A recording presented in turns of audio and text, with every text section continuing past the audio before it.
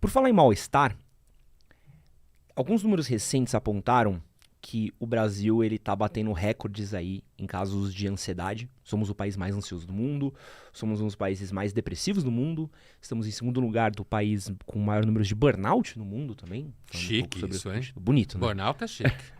Então a gente tem visto o Brasil configurando aí nessas listas sobre saúde mental. A nossa saúde mental. Mas isso daí parece que é um fenômeno mundial, né? Você para pra ver Estados Unidos, Europa, China, tem sempre algum lugar que tem uma reclamação sobre isso. E a minha pergunta é: você, como filósofo, você acha que a nossa saúde mental ela piorou, tendo em vista a modernidade e como é o estado das coisas que a gente vive hoje?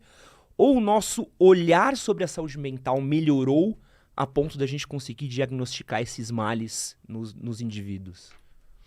Olha, eu acho que em alguma medida, na forma que você colocou, melhorou no sentido de que hoje nós temos ferramentas conceituais e diagnósticas maiores. Portanto, a gente vê mais. Ao mesmo tempo, há ambiguidades nesse processo. Primeiro, nunca houve conceito de saúde mental. Nunca houve, eu digo, na maior parte da história da espécie sapiens. Na pré-história não precisa nem falar. Agora, durante muito tempo na Antiguidade, ou mesmo na Idade Média, se achava que aquilo que depois acabou sendo chamado de problema de saúde mental era, na realidade, surtos místicos. Presença de demônios, de deuses. Isso era muito comum, né? É muito provável que você pegasse um desses psiquiatras hoje em dia que vive de diagnóstico e de medicação, se soltasse ele na Grécia Antiga, na Idade Média, em Roma, ele ia botar um monte de gente que a gente considera interessante tomando Aldol, internado, com diagnóstico, né?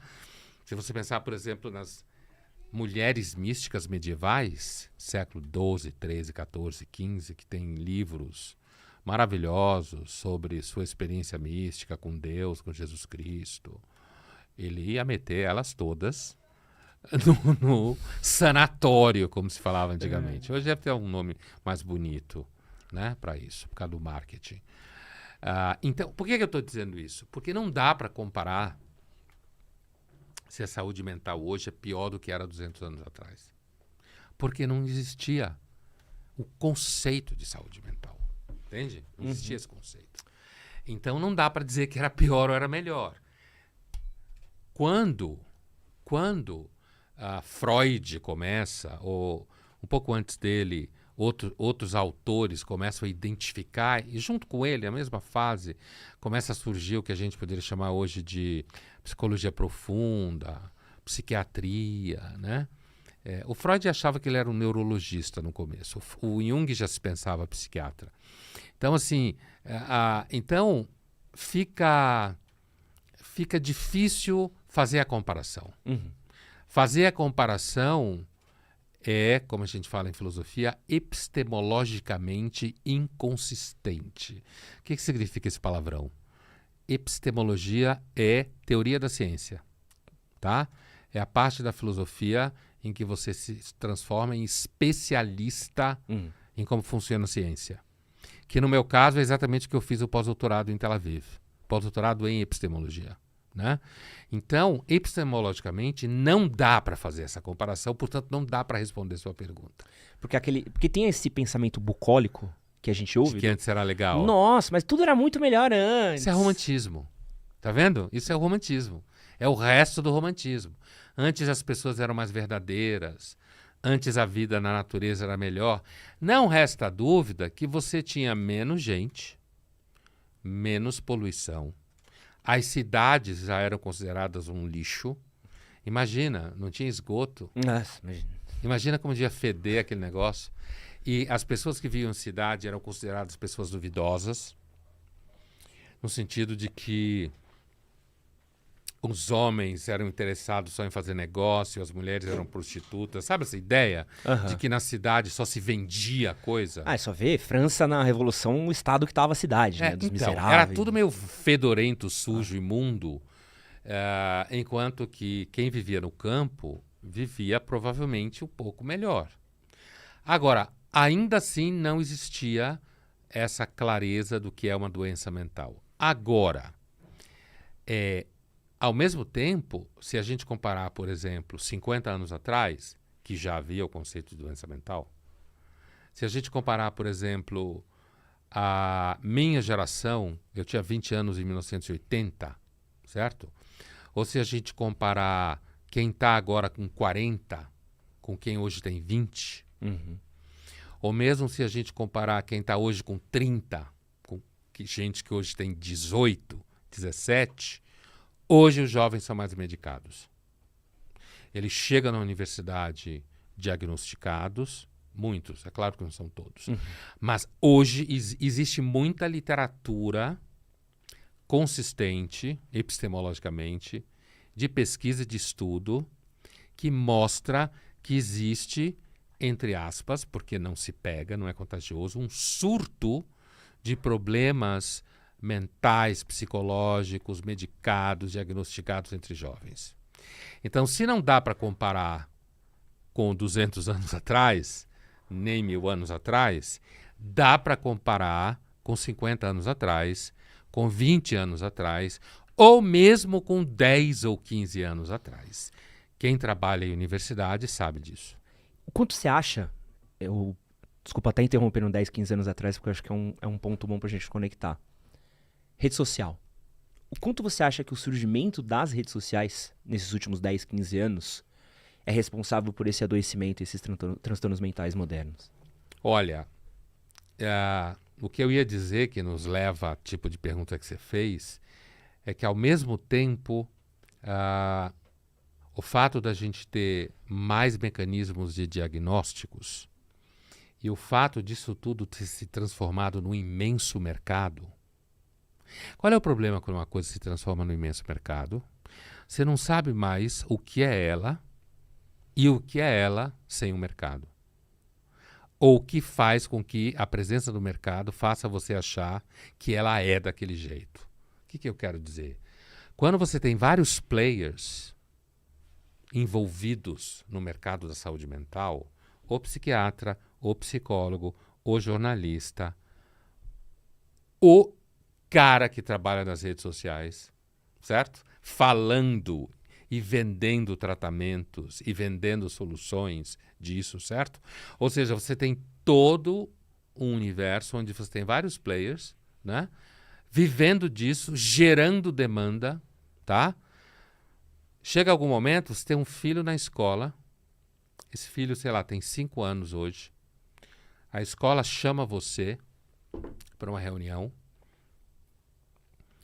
porque acha que o teu filho está desenvolvendo algum tipo de comportamento diagnosticável. Isso hoje é uma realidade. Agora, veja bem, a escola já chama você, que é pai ou mãe, porque a escola já está preocupado que se tiver algum problema e ela não chamou você, você vai acusá-la de falta de atenção ou, quem sabe, vai processá-la. Então, o mercado da saúde mental hoje ele já tangencia o mercado do contencioso jurídico. Todo mundo tem medo de contencioso jurídico, porque, inclusive, no Brasil, né, acho que uma das frases mais faladas hoje em dia é: eu vou te processar. Seja lá pelo que for. Né? Então, as escolas elas fazem parcerias com clínicas, com profissionais, e pulam na frente das famílias com medo que as famílias venham dar problemas para elas em caso de possíveis comportamentos complicados dos seus filhos. E a verdade é que a família pode fazer isso mesmo. Então, a escola tem que se proteger disso. Só que, na medida que ela se protege disso, ela avança o sinal, muitas vezes apontando diagnósticos que não necessariamente o moleque está com esse problema todo. Entendeu? Mas a mãe e o pai já ficam paranoicos. Coisa mais paranoica hoje no mundo do que pai e mãe jovem. Né? Tanto que eles hoje estão resolvendo não ter filhos para não ter problema. Filho se transformou naquilo que em seguro se chama de sinistro. Né? Quando dá pau. Né? Então, assim, dizendo para você, se as redes sociais é um agente, uma espécie de player, redes sociais é um monte de gente, né? Não é uma coisa só. Se as redes sociais elas somam ao sofrimento psíquico dos jovens? Muito provavelmente sim. Porque, primeiro, a rede social tem uma característica que ela tende a saturar tudo, né? Então, quando uma coisa dá engajamento, tem tração, significa que tem um monte de louco que só fala daquilo. Aham. Né? Isso que é tração, isso que é engajamento. Um monte de louco que fica ali na porra do celular ou do computador ou do iPad, seja lá o que for, pendurado nesse negócio, certo?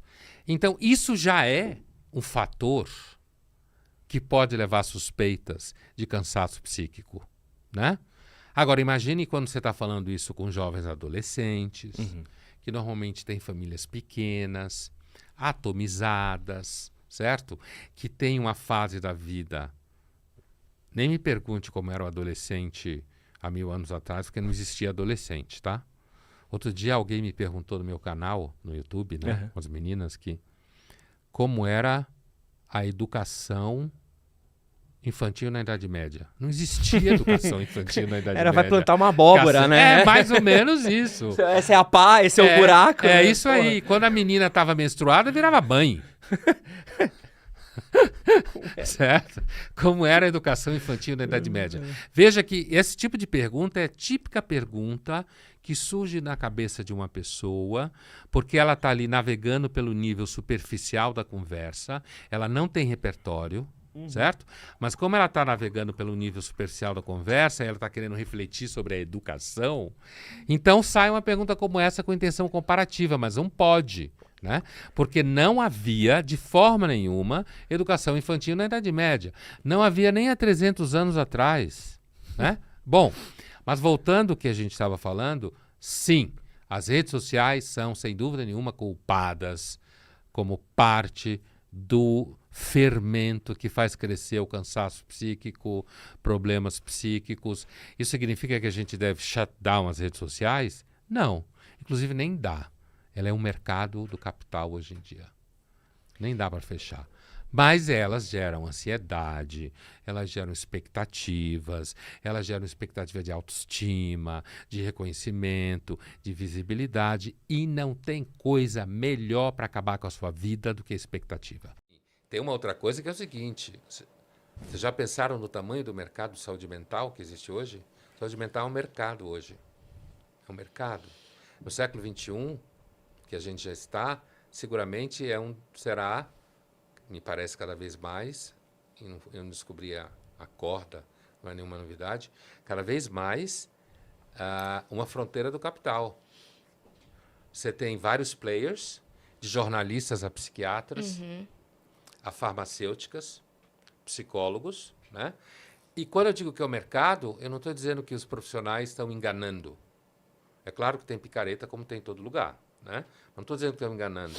O que eu estou dizendo é que no momento que se transformou no mercado, ou seja, no momento que foi comoditizado, certo? Virou um sistema em que, principalmente esses jovens, eles entram nisso. As escolas encaminham para psicólogos. Porque a escola tem medo que se ela não der o alerta, os pais vão acusar a escola depois. Porque vão. E vão. Né? Por isso que tem escola que hoje tem até advogado. Né? Então, as relações estão cada vez piores, apesar do mundo ficar falando de empatia e não sei o quê. Ninguém confia em ninguém. É cada vez mais contencioso. Talvez a gente confiasse mais, sei lá, 100 anos atrás, porque tinha menos informação. Eu não estou falando que antes era legal. Né? Nunca foi legal. Cada época tem seus problemas, digamos, eu adoro essa expressão. Né? Acho mais real do que problema. Né? Então, assim, portanto, hoje, uma criança ela já ganha um diagnóstico, porque tem um monte de profissional especializado em diagnóstico. A criança levantou a mão para cá, você tem um diagnóstico. Ela não levantou a mão para cá, você tem um diagnóstico. Isso vai virando um mercado, os pais entram nisso, inclusive, porque são perdidos, não sabem o que fazer, começam a seguir gente que supostamente é especialista aqui e ali. E o resultado é que essas pessoas, muitos desses jovens começam a tomar remédio, tem muito Z medicado, né? Tem mesmo. 15, eu sei, Sim, tem muito Z sim. medicado. Eu dou aula de graduação há 28, 27 anos, quase 30. E tem muita literatura sobre esse assunto. Quem disser que os jovens, nesses últimos, grosso modo, 30 anos, não pioraram de condição mental e de comportamento, é mentiroso ou ignorante. A gente Não tem discussão. a gente já ouviu profissionais aqui que têm uma coisa mais direcionada para o público infantil juvenil, dizendo que hoje tem muito mais casos de ideação suicida nos pré-adolescentes, que é uma coisa impensável. Ou seja, imagina, eu com 12 anos não tinha noção da vida para ter noção da não-vida, né? E hoje a gente tem casos de ideação suicida. Eu estava montando a casinha da Barbie, gente, com 11 anos. Então, mas de lá Era para outra- cá, Pois é. disseram Rede para as social, meninas é que comparação. Barbie é opressão, que você era alienada, que não podia Sim. fazer nada disso. Eu sei. Eu sei porque, inclusive, minha mulher é psicanalista. Então, eu sei desse. Ela atende... Ah, sim, já atendeu alguns. Sim, então, todo psicanalista sabe disso, psiquiatra, psicanalista, psicólogo, sabe disso que você está Sim. falando aí. A minha filha é psicóloga e ela não... Tipo assim, a atuação dela ela não quer público infanto-juvenil por conta disso, assim. Porque ela falou, eu prefiro lidar com a galera que tem uma outra cabeça, mas assim, porque deve ser muito doido mesmo. Você tem filha psicóloga? Tem. Engana bem ela. Putz, é verdade, não é elogio. É assim, quando você atende infanto-juvenil, você atende o paciente, o pai e a mãe da criança. Foi exatamente o que ela falou. Mas é. Ela falou, eu falei assim, mas eu falei, ainda eu brinquei com ela, eu falei, por que então? Porque eu imaginei que era a criança, né? Eu falei, mas tem muita gente procurando ela, falando disso. Eu falei, então por que você não faz atendimento para os pais? Ela falou, porque é justamente o que eu não quero. Se fosse só a criança. E aí eu pensei, porque eu dei aula há 10 anos, né? E eu falava Mas isso. eu sei experiência com jovem. Eu sou pedagoga, né? Fui atuante. Sei. Eu dizia assim que o problema não era as 35 crianças, eram os 70 pais e os Nossa. 140 Mas, com avós. certeza. É. Os pais ficam cada vez mais difíceis. E na universidade, que é a experiência que eu tenho, você reprova, que hoje praticamente ninguém reprova, porque a encheção de saco é tão grande. A mãe reclama, o pai reclama. Na o universidade. psicólogo reclama. E eu lembrei de outro fato, que os pais dessa entrevista de emprego que a mulher estava falando do RH, os pais acompanham os filhos da geração Z Olha na aí, entrevista. é isso mesmo. E Isso tem mesmo. um pensamento muito maluco, que eu dava lá para alfabetização, né? Tem um pensamento muito maluco dos pais que é assim, não, mas se ele reprovar, sei lá, da segunda para terceira série, ele vai perder um ano. Eu falo, não, mas se ele não reprovar, ele vai perder os próximos 5, porque ele não vai acompanhar. Você tá preocupada com um ano dele, sei lá, começar a trabalhar um ano antes. Hoje é mais difícil ainda. O inconsciente só existe na Europa. Ou nas colônias mais antigas da Europa, que são as Américas, né? Sim. As colônias mais antigas só existem nesses países. População X, que eu não vou citar nenhuma, porque hoje você corre risco não de sei. citar alguma população. População X não tem inconsciente. Daí, isso é uma narrativa moderna. A característica das metanarrativas modernas é que elas têm vocação universal. Sim, então Exatamente isso. é exatamente isso que a gente falava, né? A filosofia francesa foi a que de fato encampou a maior batalha contra a filosofia moderna, pautada nisso que a gente dizia, na razão, numa razão universal. Dizendo então que ela era tirânica, que ela fazia a tábula rasa das diferenças, e aí surge então essa epistemologia pós-moderna, que vai olhar então não para aquilo que é a identidade, mas para aquilo que é a diferença. Então, tanto o valor da diferença, ou seja, a identidade reduz, é interessante a volta que deu, né? Porque a discussão identitária hoje está fincada na ideia de diferença. Isso, né? mas ao mesmo assim, tempo de purismo. Puritanismo, inclusive, Isso. que é americano, né? Mas uma característica da filosofia pós-moderna, interessante você pontuar que ela foi de origem francesa, de fato foi, é porque é uma briga de neto com avô, né? É uma briga interna. Né? São os franceses criticando a própria herança iluminista. Sim. Né? Isso é bem interessante. O elemento político no pensamento pós-moderno, que é trazido por gente como Foucault, por exemplo, é fundamental. Conhecimento é política, episteme é poder. Isso é profundamente pós-moderno, porque isso destrói a noção de objetividade, dizendo que, na realidade, toda forma de objetividade é uma forma de opressão. Né? E daí você, de fato, inviabiliza a credibilidade e a validade do conhecimento. Porque todo conhecimento, na verdade, é poder.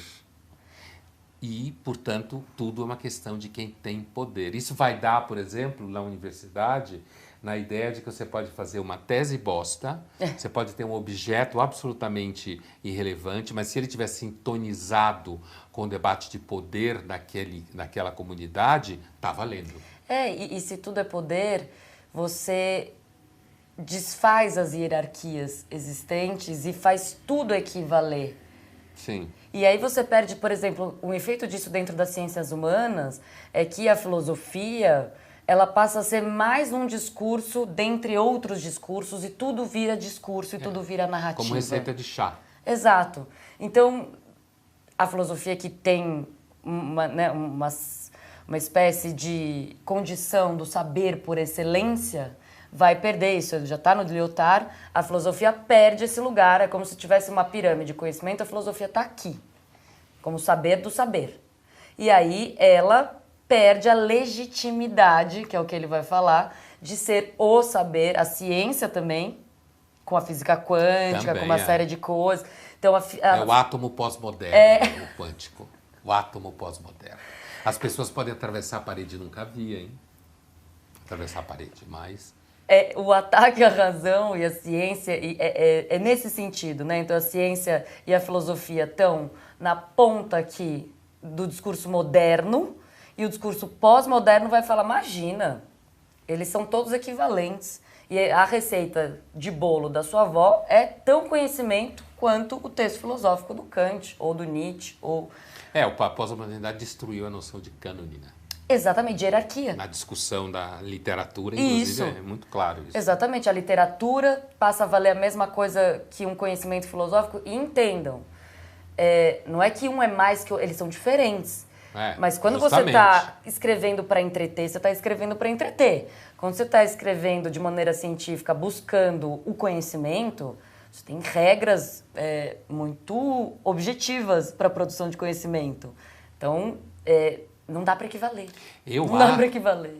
Eu acho que uma das características da pós-modernidade muita gente diz que a pós-modernidade é marcada pelo fato de que a modernidade perdeu suas utopias. Sim.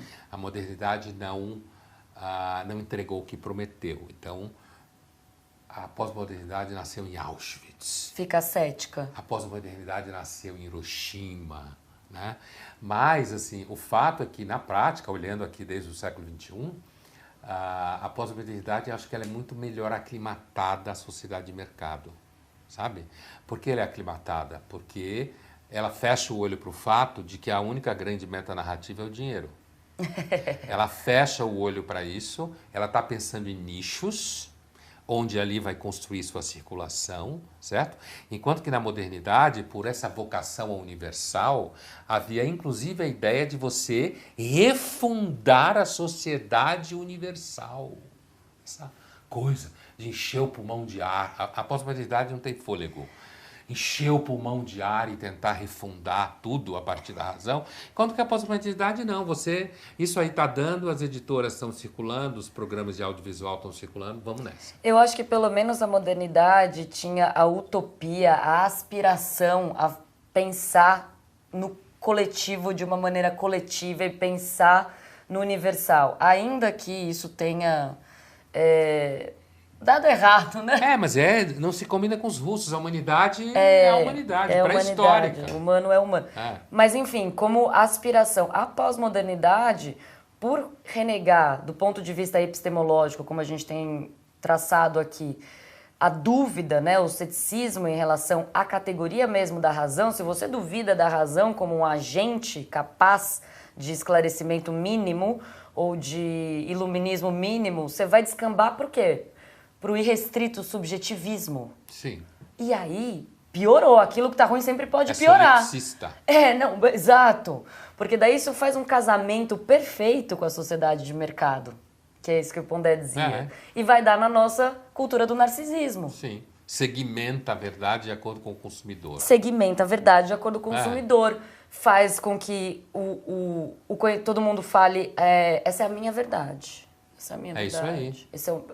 A verdade passa a ser de cada um. É o meu desodorante. É a minha verdade. Exatamente, a minha verdade é o meu desodorante. É tipo isso.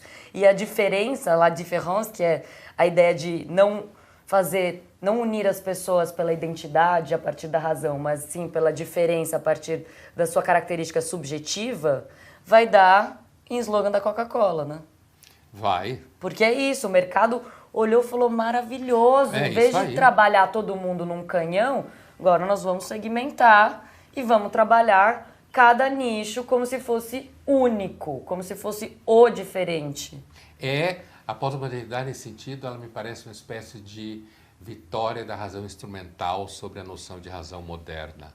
Totalmente, porque só criou nichos e destruiu a ideia de que você encontraria um denominador comum, que isso vai bater na política hoje, né? Isso é muito claro, vai bater na política. E aí a gente... porque você não tem consenso, né? Então a gente pode ver, inclusive, um momento de democracia pós-moderna, ou seja, democracia pós-moderna onde não há, na verdade, mais democracia. Não há ideia de representação dialogada, do convívio com o que é diferente. Eu acho isso muito interessante que La Différence, na realidade, deu numa crítica, numa destruição sistemática do que é diferente. E a afirmação absoluta do si mesmo. Sim. Político, ideológico, moral. É muito interessante como todo esse debate pós-moderno, porque na realidade a pós-modernidade, ao negar o fundamento, o que sobra para ela como fundamento é a política, é a disputa pelo poder. Exato, né? Que é o que sempre sobra. Então, se só há política, vamos pro pau. Vamos destruir tudo. Exatamente. Quando você tem, então, essa modernidade que ainda olha pela razão, essa razão ela tem uma dupla função na modernidade, né? Ela é uma razão que olha para a emancipação, ao mesmo tempo é uma razão instrumental, tecnológica. Sim, claro. Que visa o progresso. Que deu muito certo. É isso que o Pondá está falando. Então, a que se perdeu e talvez nunca tivesse se achado é a razão emancipatória. Essa aí... A kantiana. A kantiana, exatamente. Essa aí, é claro, sem tirar disclaimer, uma série de conquistas, direitos civis e tal, claro. Que a gente assiste ao longo do século XX. Mas é que a pretensão Pode de acabar mudança... amanhã. A pretensão de mudança ela era muito maior, né? Perto Sim, do que claro, aconteceu. A modernidade autoritária, europeia, etnocêntrica, patriarcal, né? Heteronormativa, toda essa baboseira que se fala por aí, quer dizer, ela era, por definição, opressora. Sim. Por definição. Então, você vai parar numa discussão sobre matemática queer. Estou citando, hein? Citando Achei que trabalhos. você estava inventando. Não estou inventando nada. Zero. Estou citando. Matemática queer. Quer dizer, no sentido de que esses grupos identitários, eles podem, inclusive, pôr em dúvida a ideia da matemática. Porque a matemática é... objetiva demais. E supostamente universal. Né? No sentido dos números, Sim. dos cálculos, pode até ter probabilidade nela, mas tem uma regra de fundo ali, que não seria uma regra que depende do grupo que você vive, do seu gênero, do corpo que você tem, do pai, da mãe que você tem. Quer dizer, a matemática supostamente é objetividade pura, certo? E essa objetividade pura pode ser posta em questão. E nisso o Orwell foi um profeta, quando lá... o protagonista do 1984 tinha que acreditar, não valia mentir, ele tinha que acreditar que 2 mais 2 dava 5. Aí ele estava salvo. É por isso que a física da pós-modernidade é a física quântica, né? Porque a pós-modernidade ela faz uso de tudo para, no fundo, afirmar o seu ego. Tudo isso que a gente está descrevendo é a pré-história da cultura do narcisismo, né? São as condições de possibilidade, as alterações filosóficas no debate filosófico e, entendeu? É um debate filosófico que não ficou restrito à filosofia, porque o que acontece, essa filosofia é francesa, como a gente dizia, mas ela vai parar nos Estados Unidos. Sim. Ela vai lá, porque ela não fez fama em primeiro lugar na França. Derrida, tal, essa galera, eles não foram stars, né, dentro do sistema filosófico na França. Eles foram fazer sucesso nas universidades norte-americanas, que foram as que encamparam a contracultura e tudo que a gente já falou aqui nos episódios. Então, a gente está falando hoje do ponto de vista filosófico, do fundamento da pós-modernidade, do questionamento da razão universal, da ideia de progresso, dessa razão então tida como totalitária, totalizante, que não olha para a diferença, olha só para a identidade, porque isso é o que está aqui, né, no subsolo. Daqui vai emergir todas as lutas políticas e os discursos políticos tal como eles se moldaram na década de 60 a e 70. pós-modernidade, ela é filha da modernidade, é claro. Sim. Né? Ela é filha da modernidade, ela é gerada pelo processo modernizador. É o filho Gerada. que quer matar o pai. Mas filho ela é de- gerada, porque assim, ela, por exemplo, depende da ampliação do acesso a conhecimento de diferentes tradições.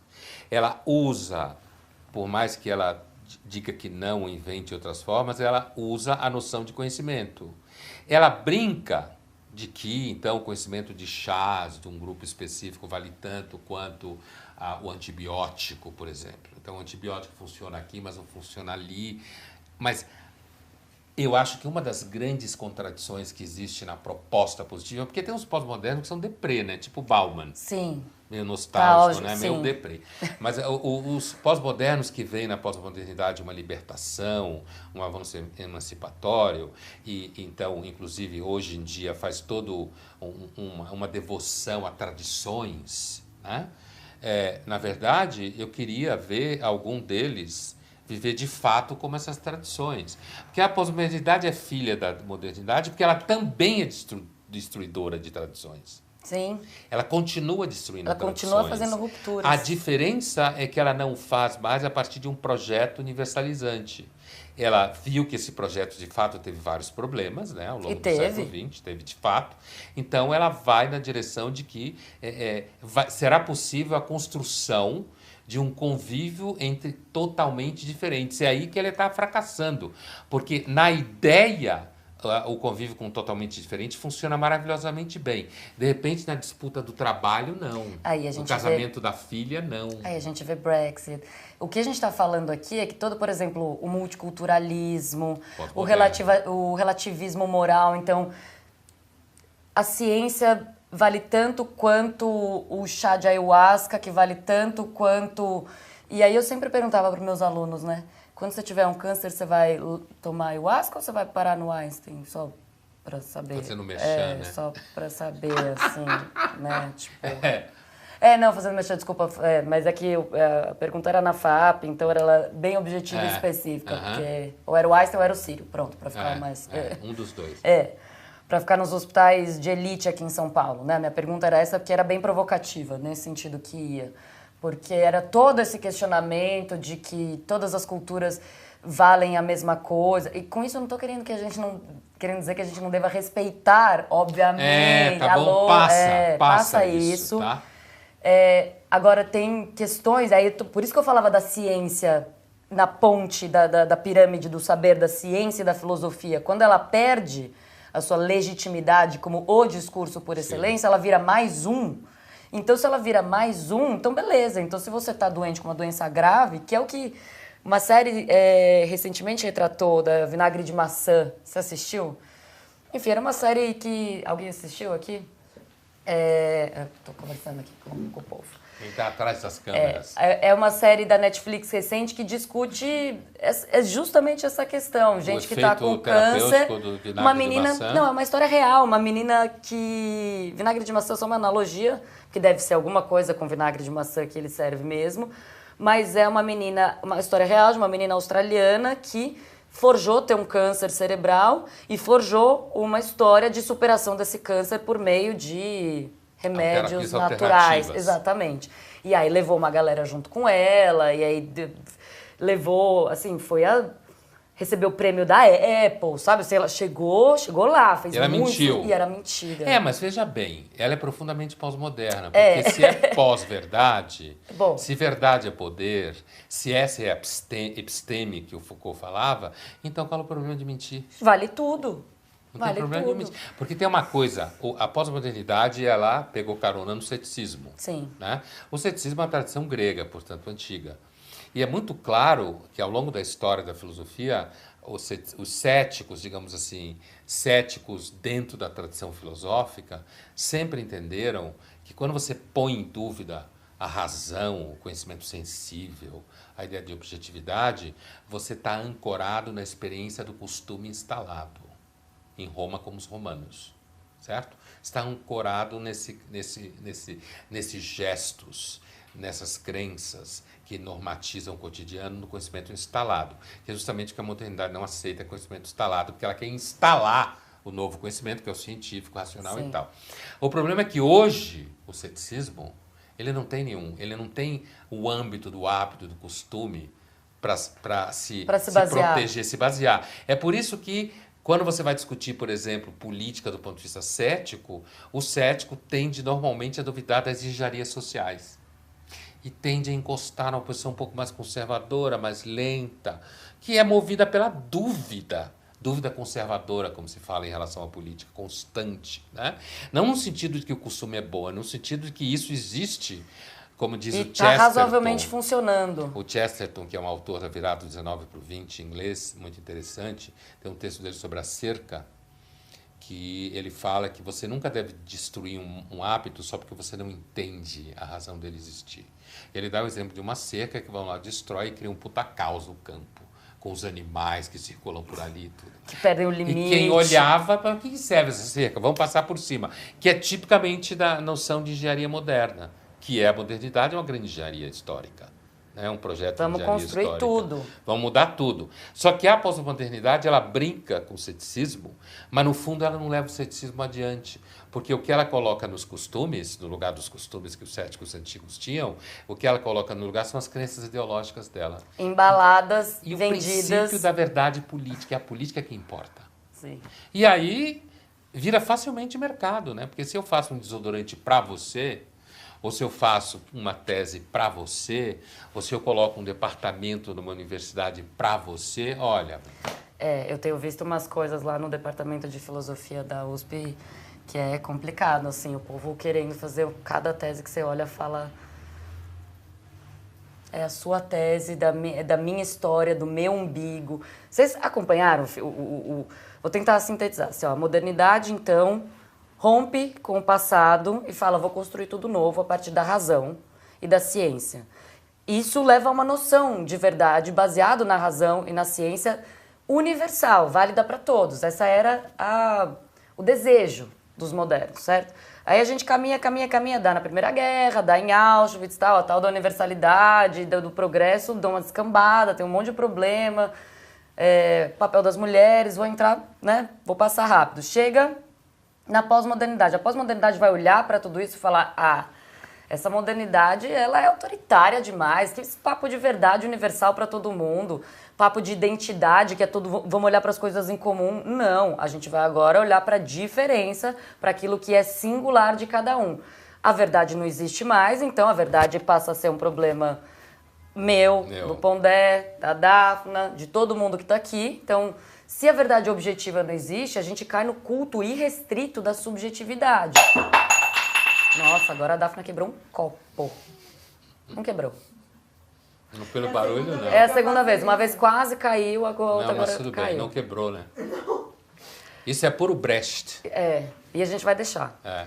Bom, então o questionamento da verdade universal e da identidade, daquilo que une a gente, vai dar lugar àquilo que difere a gente, aquilo que é diferente entre todo mundo. Então, se todo mundo é diferente, cada um pode ter a sua verdade. Você tem noção do imbróglio que isso dá, que tá dando? Vai dar no tribunal. Vai dar contencioso, Exatamente, e na pós-verdade. Porque se não existe mais a verdade, porque ela é algo tirânico da razão universal, totalizante, então, deixa eu fingir que eu me curei do câncer com água alcalina e vou fazer isso na rede social e ninguém pode me processar. E olha, isso porque eu tô vai de dar... acordo. O pensamento pós-moderno, ambientado na tradição, entre aspas, da desconstrução, do relativismo, da episteme Foucaultiana, todo esse movimento que alimenta filosoficamente a pós-modernidade, isso vai dar, por exemplo, no momento em que, vou dar um exemplo da mídia recente, que um tribunal superior no Reino Unido tem que decidir o que é mulher. Certo? Por quê? Porque como você destruiu tudo, né, dessa noção do que seria gênero, sexo, seja lá o que for. O Freud acharia muito interessante essa obsessão que deu nesse assunto de sexo. Fazer que não existe. Sintomático. Fazer que não existe. Né? Então, assim, é muito interessante porque esse vácuo que vai sendo gerado na experiência pós-moderna, contemporânea, esse vácuo vai dar em exemplos como um tribunal superior tem que decidir, eu não vou entrar nem no mérito daqueles que vão questionar, daqueles que vão se sentir discriminados, ou aqueles que vão defender a pauta política implícita nesse assunto, vai dar no fato que tem um Supremo Tribunal que tem que decidir o que é uma mulher. Se ele não decide, se os juízes não dizem o que é mulher, então ninguém sabe o que é. Isso é um exemplo claro de niilismo. Sim. Claro, evidente. Ele é tão evidente que parece que não existe. Por quê? Porque você tem que parar na mão do juiz. Ou seja, o que restou do Leviatã é só a espada. Sim. Só a espada restou do Leviatã. E é nesse mundo que a gente vive. É.